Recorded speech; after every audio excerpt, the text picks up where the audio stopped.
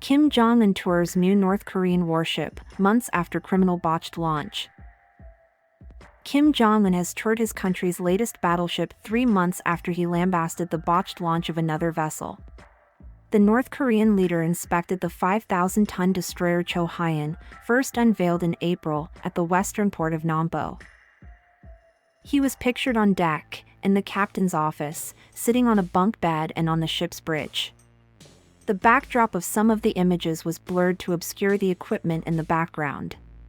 North Korean state media said the Cho Hyun would enter service in 2026 and could accommodate an array of weapon systems, including nuclear-capable cruise and ballistic missiles.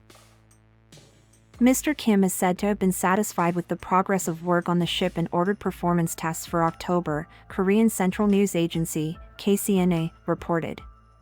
A contrast to May when another destroyer, Kong, was damaged in a launch ceremony he called criminal.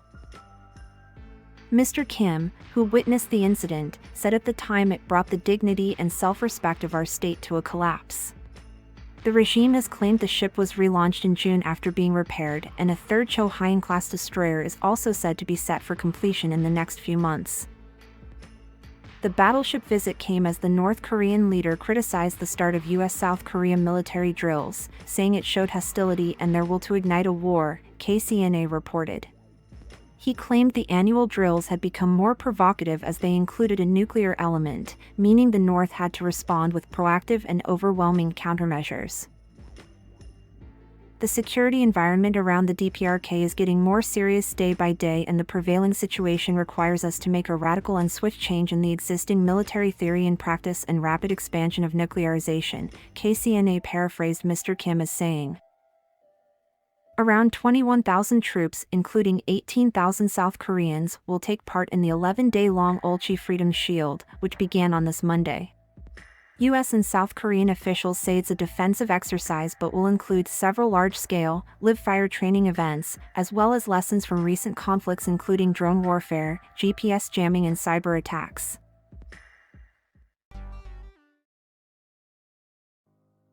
Swedish church being moved 3 miles to prevent it being swallowed by underground mine. One of Sweden's most famous wooden churches is being moved to a new site to prevent it from being swallowed by the world's largest underground iron ore mine. The Kiruna Church, called Kiruna Kyrka in Swedish, and its belfry, are being moved this week along a 3-mile route east to a new city center. They are the latest buildings to be moved from the current location of Kiruna, Sweden's northernmost city, which is around 124 miles inside the Arctic Circle. The city has a population of around 23,000 people, including members of the indigenous Sami community, living across an area of nearly 7,528 square miles. This week, thousands of visitors have descended upon the city to watch and take part in the moving of the church. The church's vicar, Lena Tjärnberg, kicked off the move with a blessing. The relocation of the church has become a meticulously planned 2-day media event, organized by LKAB, the state-owned mining company, and highlighted by an appearance from Sweden's King Carl XVI Gustav. It will feature a music show, including a performance by KAJ, Sweden's 2025 Eurovision representative, who had been the bookmakers' top pick to win this year's competition, but finished 4th behind Austria, Israel and Estonia. Stefan Holmblad Johansson, LKAB's project manager for the move, would not say how much the move had cost the mining company. Famous for its midnight sun and northern lights, Kiruna and its surrounding region attract visitors to Swedish Lapland throughout the entire year. The move of Kiruna's center, including the church, has been in the works since 2004. As the nearby mine expanded deeper underground, residents began seeing cracks in buildings and roads. In order to reach a new depth of 1,365 meters, 4,478 feet, and to prevent Kiruna from being swallowed up, officials began moving buildings to a new downtown at a safe distance from the mine. As of July, 25 buildings had been lifted onto beams and wheeled east. 16, including the church, remain. The Sami reindeer herding organizations in Kiruna have warned that a new mine could threaten reindeer migration routes and imperil the livelihood of herders in the area. U.S.-Mexico border wall to be painted black, to make it even harder to climb. The U.S. is to paint the entire southern border wall with Mexico black to make the metal hotter and make it harder for migrants to climb. U.S. Homeland Security Secretary Kristi Noem visited Santa Teresa, New Mexico, on Tuesday to announce the measure. She said the black paint idea was specifically at the request of the U.S. president, who understands that in the hot temperatures down here, when something is painted black, it gets even warmer and it will make it even harder for people to climb. "We are going to be painting the entire southern border wall black," she said. Later, she picked up a roller brush to help out. She later posted on X that since Donald Trump began his second term in office, we got to work to tackle the worst border crisis in history. Today, that crisis isn't just under control, it's been obliterated. This wall is part of the difference. Too high to climb. Too narrow to squeeze through.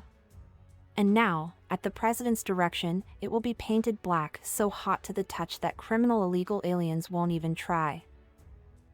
As part of Mr. Trump's big, beautiful bill, his signature spending and tax policy, $46 billion has been allocated for completing the border wall. According to the U.S. Customs and Border Protection, CBP, the length of the southern border with Mexico is approximately 1,954 miles and uses a range of construction materials, including an 18 to 30 feet high steel bollard wall, metal fencing, and concrete walls. The president has made mass deportations one of his main priorities since assuming office and pledging a crackdown on people crossing the southern border. In July, illegal crossings dropped to the lowest level ever recorded, according to the CBP. Nationwide, the number of suspected migrants detained fell 90% compared with the same month in 2024, while on the southern border, the figure was down 92%. CBP shut down illegal crossings again this month, setting enforcement records and collecting billions in tariffs. "This is what making America great and safe again looks like," said CBP Commissioner Rodney Scott in a statement.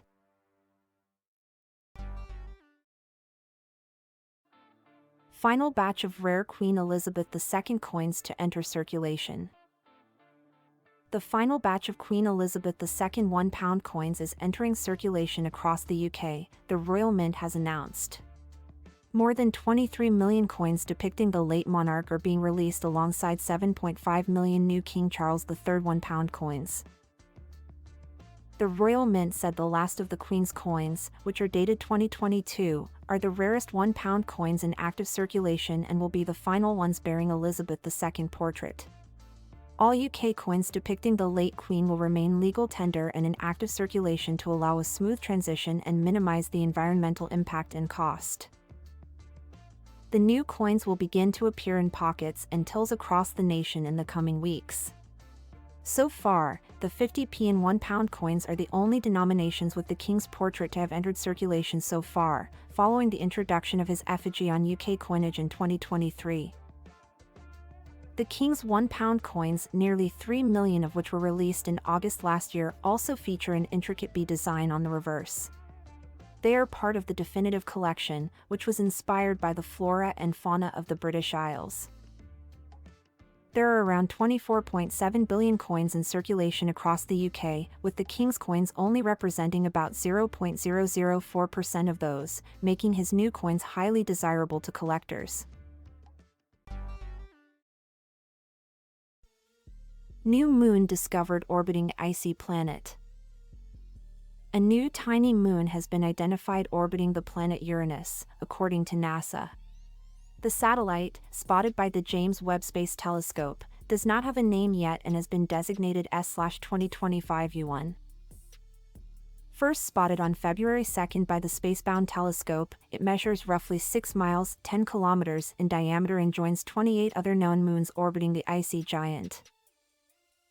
Maryam El-Mutamid, from the Southwest Research Institute in Colorado and lead investigator on the project to study the rings and moons of Uranus, believes its tiny size is likely to be the reason why it has been invisible to telescopes until now. "It's a small moon but a significant discovery, which is something that even NASA's Voyager 2 spacecraft didn't see during its flyby nearly 40 years ago," she said. No other planet has as many small inner moons as Uranus. There's probably a lot more of them and we just need to keep looking, said Matthew Tiscareno of the SETI Institute in Mountain View, California, a member of the research team. Mr. Tiscareno said the complex interrelationships between Uranus moons and its faint rings suggest the planet's evolutionary history may have been a chaotic one. The newfound satellite is about 35,000 miles, 56,000 kilometers, from the center of the planet, with a near-circular orbit, according to researchers. All of Uranus' moons are named after characters from the works of Shakespeare and Alexander Pope. NASA said the new moon will be named after approval by the International Astronomical Union, which oversees the official naming process for astronomical objects. In 1986, the Voyager 2 probe became the first human-made object to fly past Uranus, giving humanity its first close-up views of the distant planet. The historic encounter yielded more than 7,000 photographs of Uranus and helped scientists discover 2 new rings and 11 new moons around the planet. The new addition could hint at more tiny moons waiting to be found.